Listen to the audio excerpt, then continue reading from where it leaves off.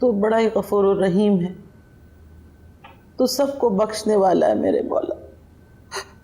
तू मुझे भी बख्श दे मेरे अल्लाह, मेरे गुनाहों को बख्श दे मेरे मालिक, मेरे घर वालों के दिल में मेरे लिए नरमी डाल दे मेरे अल्लाह। आपको पता चला अम्मी ने शरणू पुप्पो को माफ कर दिया है और सारे गिले शिकवे भुला के ना उनको सीने से लगा लिया है। फिर तो तुम भी मुझ पे रहम करो, सारे गिले शिकवे भुलाकर। बहुत ही कोई मतलबी आदमी आप, हर चीज में बस।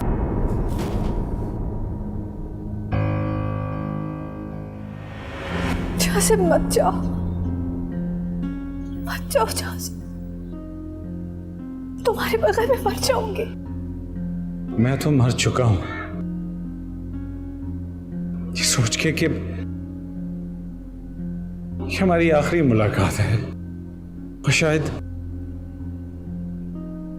बाद भी। मत जाओ,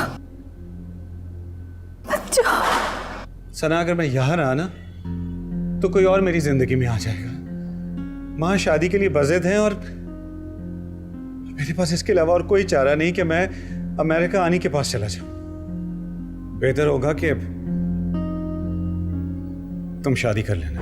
खबरदार, अगर मुझे जुदाई का नासूर देकर जाना चाहते हो तो चले जाओ, अगर मुझे गाली तो ना दो। मैं तो सोच भी नहीं सकती कि तुम्हारे बगैर मेरी जिंदगी में कोई आ सकता है।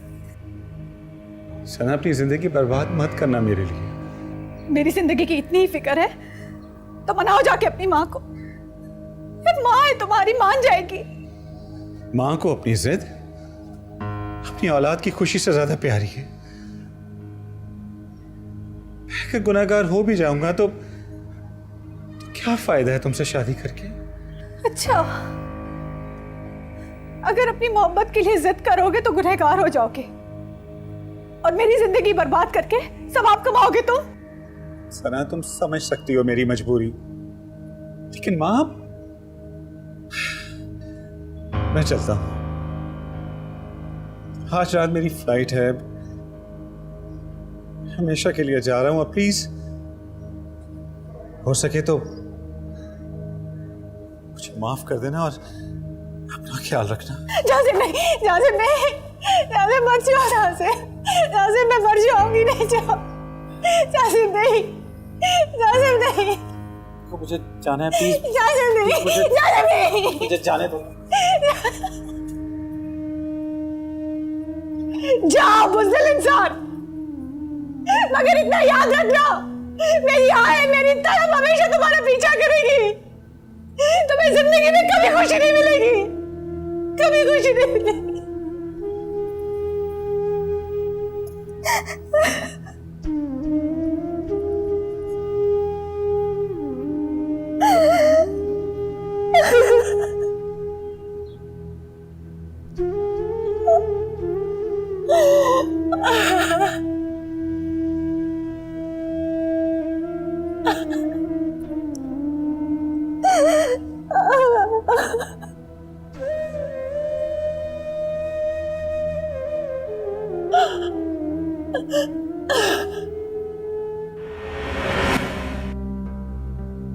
या अल्लाह, ये क्या हो गया? जिसे सजा देने का हौसला भी नहीं रखती, फिर उस मुजरिम को क्यों सामने ले आया?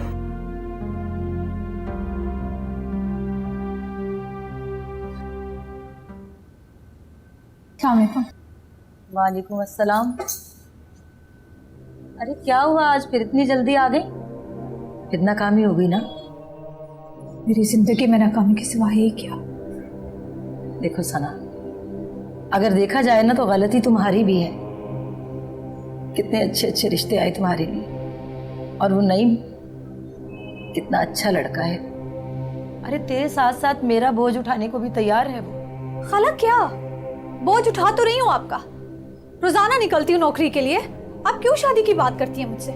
अरे तो कौन सा एहसान कर रही हो मेरे सर पे? मैंने भी तो सहारा दे रखा है तुझे, माँ बन के पाला है तुझे। कुछ पता भी है? कितनी बातें सुनती हूँ मोहल्लेदारों की, सब यही कहते हैं कि भांजी की कमाई पे पल रही हूँ। वैसे भी कौन सी नौकरी मिल गई है तुझे? रोज जाती है और धक्के खा के वापस आ जाती है। जो 100-50 मेरे पास पड़े होते हैं वो भी किरायों पे खर्च करके घर आ जाती है। खैर, शरबत बना रखा है मैंने तेरे लिए, लेके आती हूँ।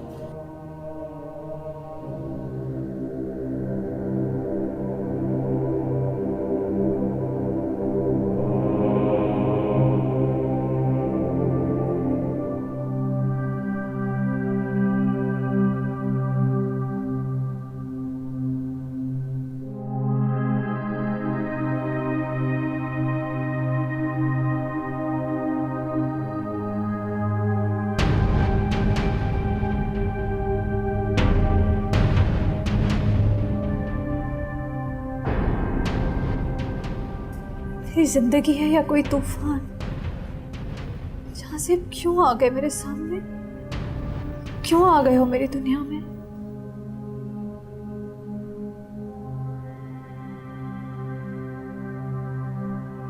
क्यों आ गए मेरी जिंदगी में तुम, क्यों आ गए जिंदगी में।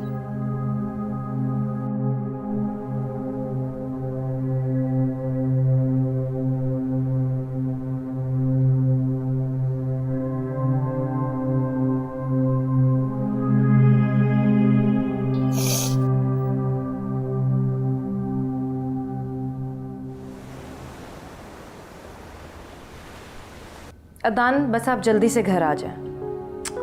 ये परेशान क्यों लग रही हो? किसका फोन था? वो अम्मी अदनान से बात कर रही थी। ये तो हॉल उठ रहे हैं और तुम हाथ पे हाथ रख के बैठी हुई। कम से कम डिजाइनर को फोन तो कर दो कि उसकी अनम की शादी का जोड़ा शाम तक भिजवा दे। आप फिक्र नहीं करें, वो दुल्हन का जोड़ा मैं मंगवा लूंगी, आप परेशान मत हो।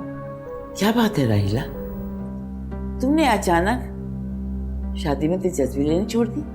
कहाँ तो लिस्टों पे लिस्टें बन रही थी काम की। अम्मी, ऐसा नहीं हो सकता कि ये शादी थोड़ी सी मुलतवी हो जाए? अरे क्या बदफाल मुझसे निकाल रही हो? शादी आगे कर दूं? क्यों शादी आगे कर दूं? कौन सी मुसीबत आ गई है? अम्मी वो ठीक है, अगर तुम्हारी तबीयत नहीं चाह रही है तो मैं खुद सारे काम देख लूंगी, लेकिन अपनी जबान से नहीं मुकरूंगी। अम्मी मैं अदनान को आने दीजिए, फिर हम बात करेंगे। ऐसी क्या बात है जो तुम अदनान के मुंह से कहलवाना चाह रही हो, खुद नहीं कह पा रही हो? क्योंकि अम्मी, अगर मैं आपको समझाने की कोशिश करूंगी ना तो आप मेरी बात नहीं समझेंगे। वो मैं हमीदा को देख कर आऊं, पता नहीं क्या कर रही है वो। पता नहीं क्या हो गया इस लड़की को, अजीब पहेलियां बुझवा रही है और मुझे खौफजदा कर रही है। मैंने कहा ना कि तुम मां से कोई बात नहीं करो। यार शादी सर पर है, अब मैं नहीं चाहता कि मां शर्मिंदगी उठाएं। भाई मैं खुद बात करूंगा उनसे। नहीं करोगे तुम। वैसे भी वो जितना ठुकरा कर गई है कभी वापस नहीं आएगी। उसकी आप फिक्र ना करें, वो मान जाएगी। मैंने मना किया ना तान, और मैं नहीं चाहता कि तभी चिंगारी शोला बनकर सबको जलाकर राख कर दे। भूल जाओ उसे। भाई, पिछले कई सालों में एक पल के लिए भी आप उसे भुला पाए हैं? तुम यूं बातों में उलझाने की कोशिश मत करो मुझे। राहिला बार बार फोन कर रही है, तुमने चलना है तो चलो, पीछे ड्राइवर वेट कर रहा है। भाई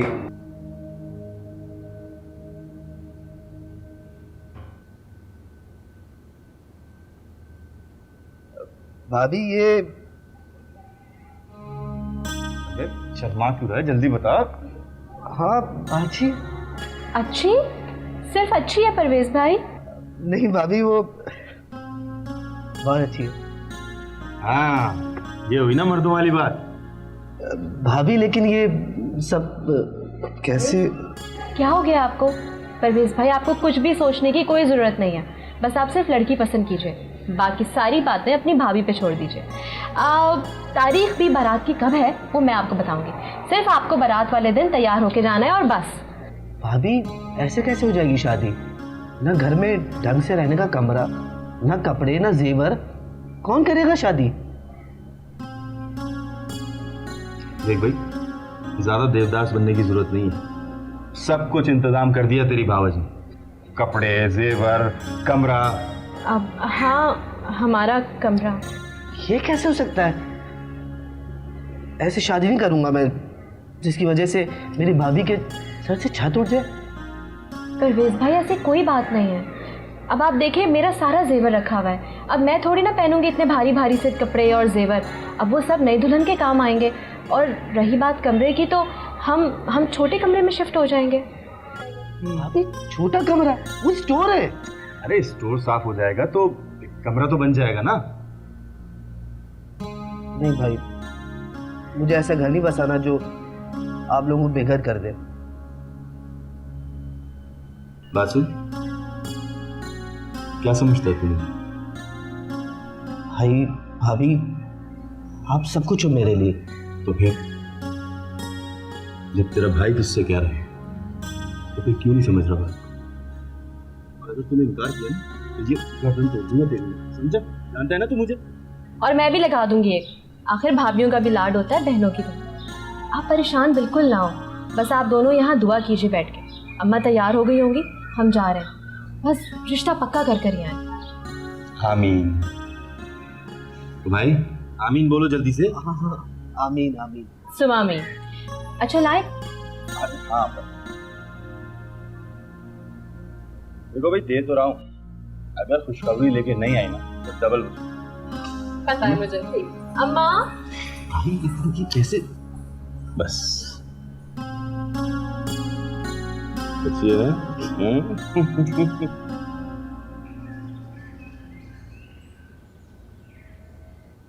क्या कह रही हैं आप? अनम खुद अपना नाप देकर गई है। अब आप कह रही हैं कि राहिला ने कहा है कि नाप ठीक नहीं है, दोबारा ड्रेस बनेगा। क्या आज ही फोन आया था? ठीक है, मैं उससे पूछती हूँ। हाँ मैं आपको कॉल करूँगी। हाँ कमाल है भाई। भाभी चाय। सुनो तुम चाय क्यों लेके आई हो? अरे हमीदा को कह दिया होता। नहीं भाभी, आज से मैं घर के काम खुद करूंगी। देखो शन्नो, अगर मैंने तुम्हें सीने से लगाया है तो तुम्हारा मकाम भी तुम्हें वापस किया है जो तुम्हारा था। जाओ अपना हुलिया बदलो। तुम्हें पता है ना चांदेब की शादी है और तुम्हें फुप्पो बनकर उसमें हिस्सा लेना है। जाओ अपना हुलिया दुरुस्त करो, जाओ। राहिला,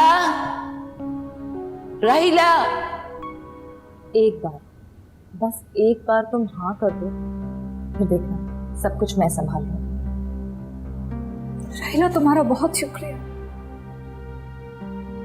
आज इतने वर्षों बाद ये दुख मेरी ज़बान पे आया था। जब दुखों को जबान मिल गई है ना तो उनसे छुटकारा भी पा लो। तुम नहीं जानती कि जुदाई का दुख कैसे जान लेगा। ये अजियत कितनी भयानक होती है मुझसे बेहतर कौन जानता है। लेकिन दिल तो पागल हो गया है राहिला। चांदेब का नाम सुनकर आज भी धड़कता है। अगर रईसा बेगम के हाथों उठाई हुई जिन्नत और चांदेब की बुज़दिली देखकर दिल तो यही कहता है कि इस दिल का खून कर दो, जिसके नाम पे आज भी धड़कता है। इसका मतलब है कि तुम्हारे दिल ने हाँ कह दिया। तुम्हें तुम्हारी मोहब्बत जरूर मिलेगी, मेरा इंतजार करना।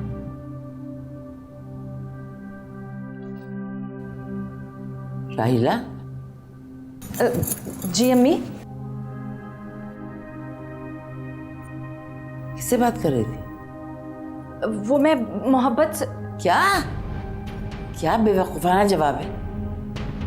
खैर तो मुझे ये बताओ कि तुमने डिज़ाइनर को मना किया कि अनम के नाम का जोड़ा नहीं सिलेगा? जी अम्मी मैंने मना किया। क्यों मना किया है? यही तो पूछ रही हूँ मैं। शायद अदनान आ गई। पर मुझे जवाब तो दो, तुमने मना क्यों किया है? अम्मी मैं अदनान से बात कर लूं फिर आपको बताती हूँ। ये लड़की तो मुझे पागल करके छोड़ेगी। सुबह से पीछे पीछे घूम रही हूँ। मगर ये बात किससे कर रही थी?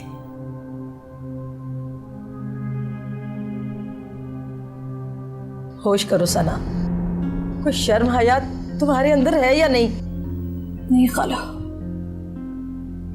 मेरे अंदर सिर्फ जख्म है जो भरता ही नहीं है। अगर जख्म भर ही गया है तो ये क्यों नहीं जान लेती कि ये जिल्लत का जख्म है, ठुकराए जाने का तमाचा है, तुम्हारी मरहुमा माँ की रुसवाई का जो उसको उस दरवाजे से मिली। खाला, अपनी गुर्बत के भयानक अंजाम और मोहब्बत की रुसवाई ने तो मुझे जीते जी मार दिया। सिर्फ जिल्लत का इंतकाम मुझे जिंदा रहने पर मजबूर करता है। क्या?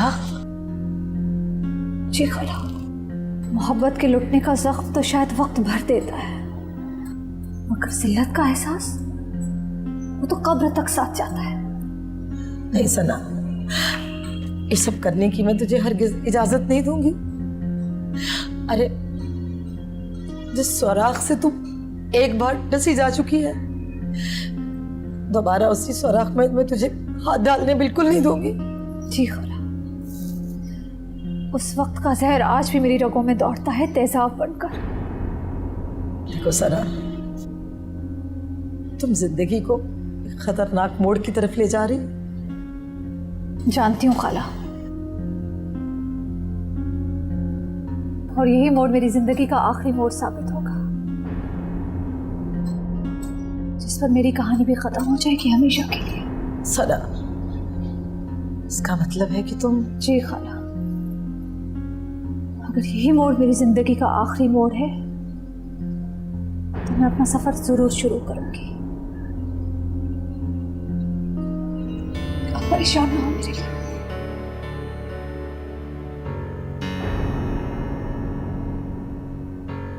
सना, मेरी बच्ची, अल्लाह तुझे सुकून दे।